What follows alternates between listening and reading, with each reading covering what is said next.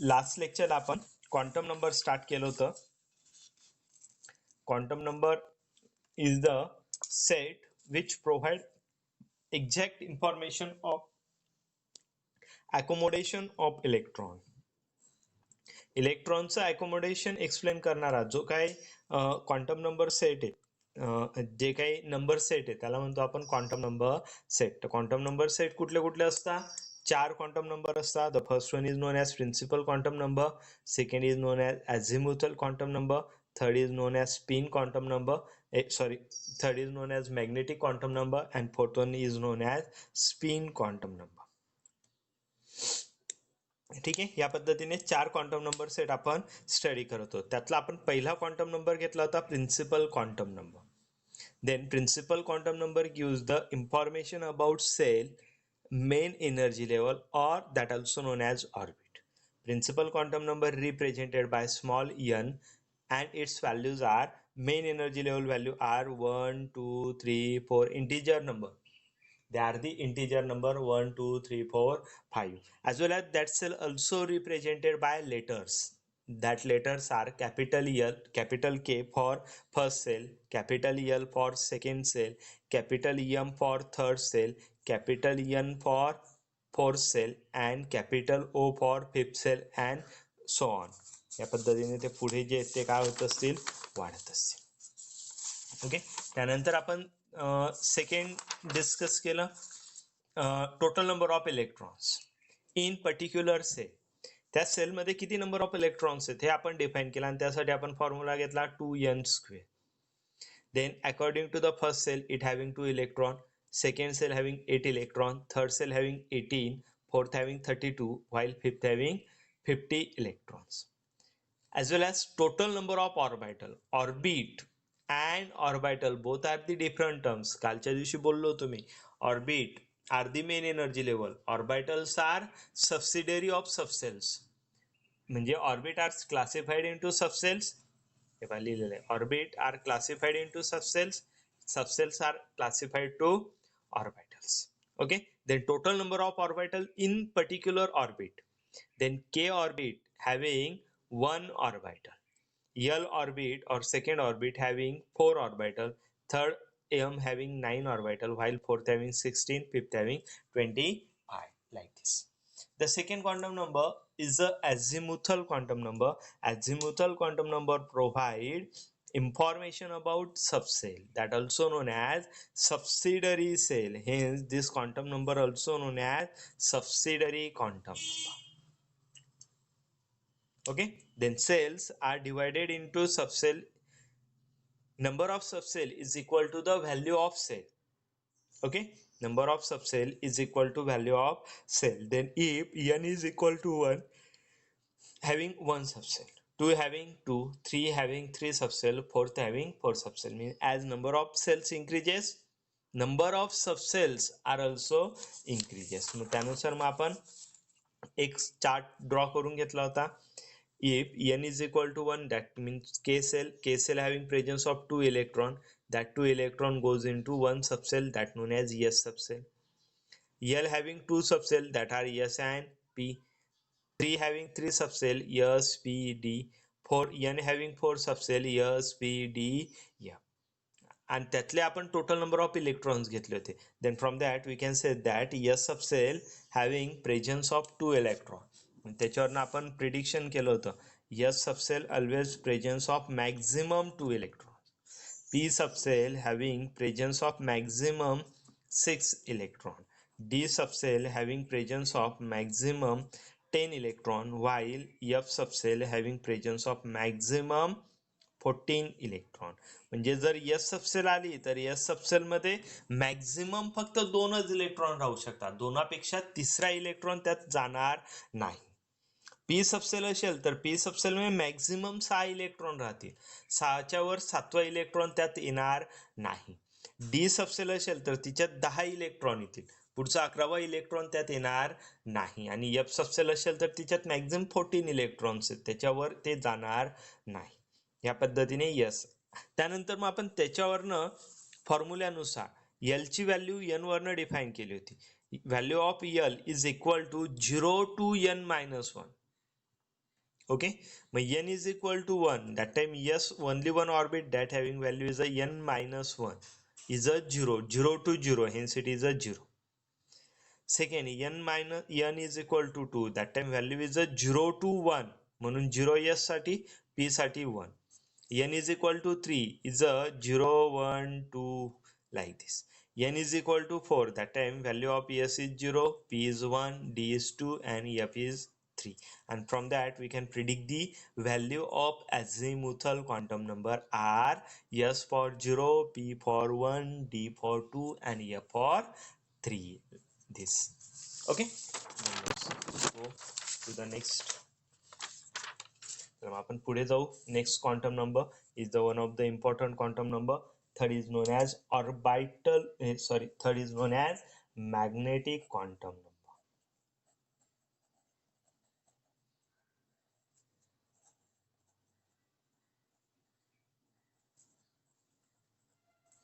Represented by small m. Magnetic quantum number represented by small m. आता magnetic quantum number काय करतो, काय असतं magnetic quantum number?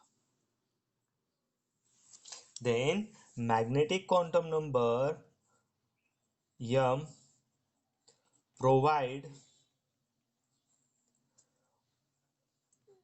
orientation of electrons. इलेक्ट्रॉनचं orientation provide करायचं काम जे हे कुणाकडे, मॅग्नेटिक क्वांटम नंबरकडे. इलेक्ट्रॉनचं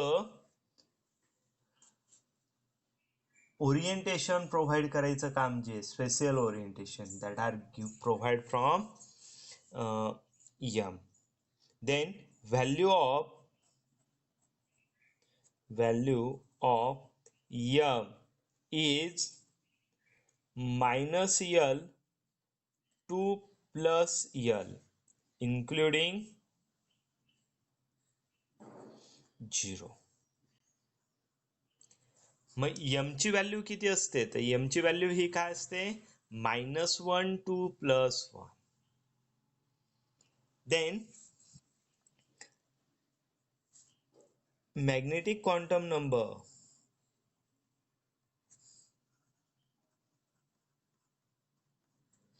provide information of orbitals of electrons. Orbital of इलेक्ट्रॉनची जी काही माहिती द्यायचं काम आहे हे कोण करत असतं, मॅग्नेटिक क्वांटम नंबर करत असतो. कोण करत असते, मॅग्नेटिक क्वांटम नंबर करत असतो. मग हा जो मॅग्नेटिक क्वांटम नंबर आहे हा आपल्याला इलेक्ट्रॉनचं ऑर्बिटल एक्सप्लेन करतो. Then what is the orbital. पहिली गोष्ट आपल्याला ऑर्बिटल काय आहे हे माहीत पाहिजे.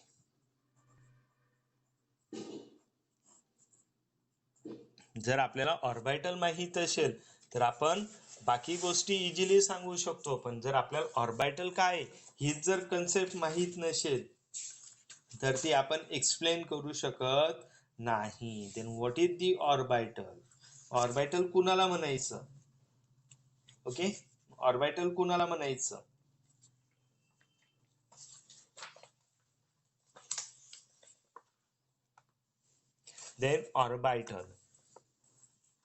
Then orbital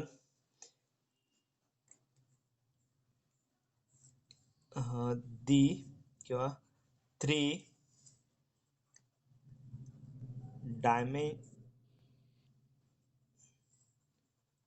dimensional space around the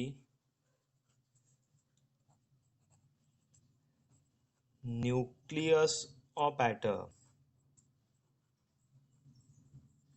where maximum probability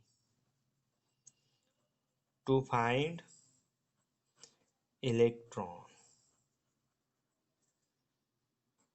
known as orbital.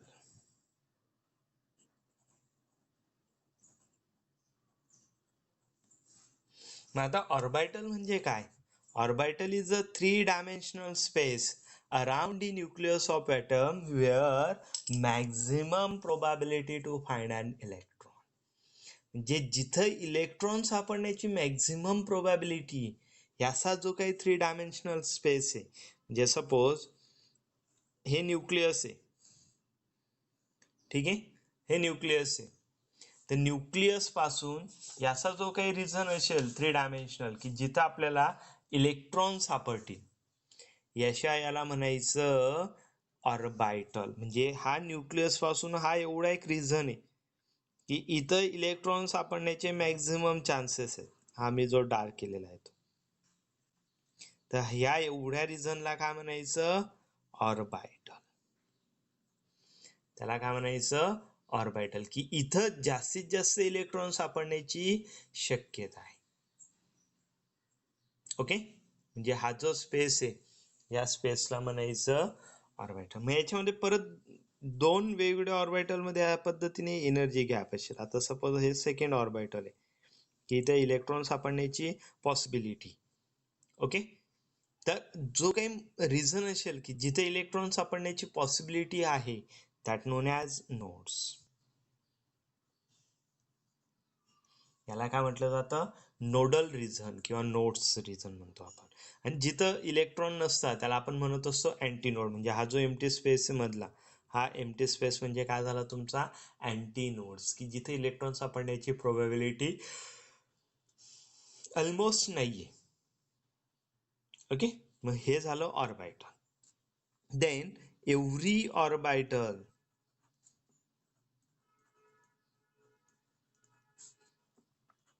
having accommodation of maximum 2 electrons.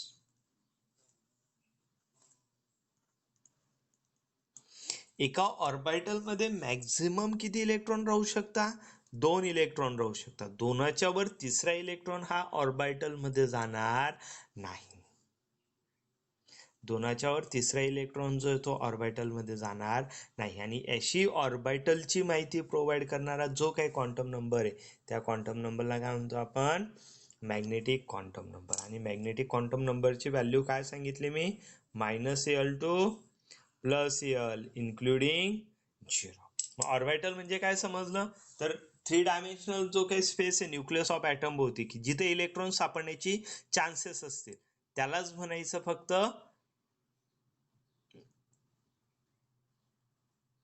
त्याला काय म्हणायचं? That known as orbital. त्याला काय म्हणायचं? ऑर्बिटल. आणि ज्यावेळेस 2 ऑर्बिटल सेपरेट असतील की जिथं 0 इलेक्ट्रॉन डेन्सिटी असेल, त्या रिझनला काय म्हणायचं? Node reason. म्हणजे हा जो झाला, हा एवढा गॅप, हा काय झाला? नोड गॅप झाला. की जिथं electron density, nodes having 0 electron density,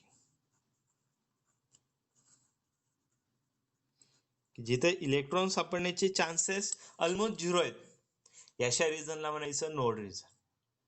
that known as nodal plane. त्याला आपण नोडल प्लेन सुद्धा म्हणत असतो, की जिथे इलेक्ट्रॉन आपल्याला सापडणार नाही, ते also known as nodal plane. पुढे आपण ऑर्बिटलचे शेप ज्यावेळेस पाहू त्यावेळेस नोडल प्लेन नावाचं आपल्याला त्यावेळेस येईल. तर जिथे इलेक्ट्रॉन सापडण्याचे ऑलमोस्ट चान्सेस 0 आहेत, नथिंग आहेत, ओके, त्याला म्हणणार आपण नोडल प्लेन. ओके, ह्या गोष्टी लक्षात आल्या. मग -L to L + 0. आता मग त्याच्यावरनं आपल्याला एक गोष्ट, एक चार्ट ड्रॉ करून घ्यायचा आहे. त्याच्यावरनं आपल्याला काय करायचं आहे? चार्ट ड्रॉ करून घ्यायचा आहे. ठीक आहे, मग चार्टसाठी मी हेडिंग्स लिहितो. पहिली गोष्ट,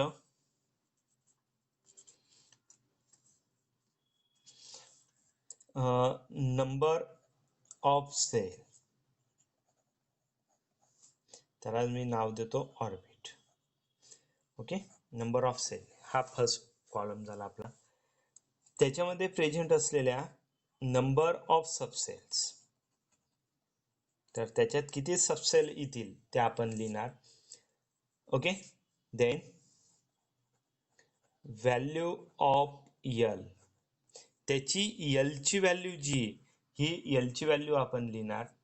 ओके, नंबर ऑफ सबसेल ते झालं आणि सिम्बॉल फॉर सबसेल. आपण तो सबसेल कशा पद्धतीने रिप्रेझेंट करणार हे आपण त्यात लिहिणार. आणि लास्टचा कॉलम घेणार आपण व्हॅल्यू ऑफ एम.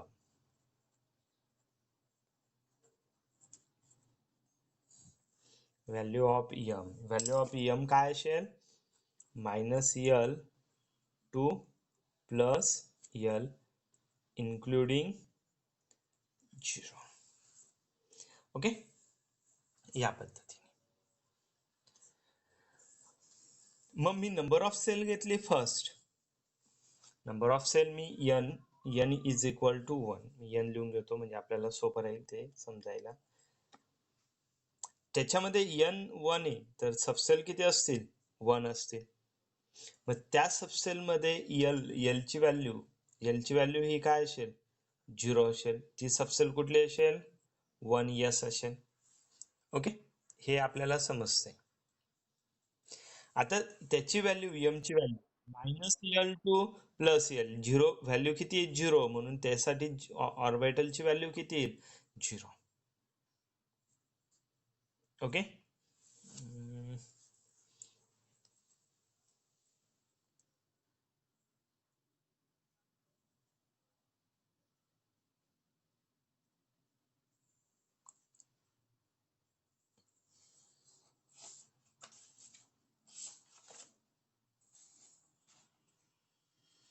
आपण एवढं घेण्यापेक्षा स्ट्रेट फॉरवर्ड सिंपल हे करू. एवढे कॉलम न करता कॉलम कमी करूया. ठीक आहे, तर आपण नवीन चार्ट बनवूया.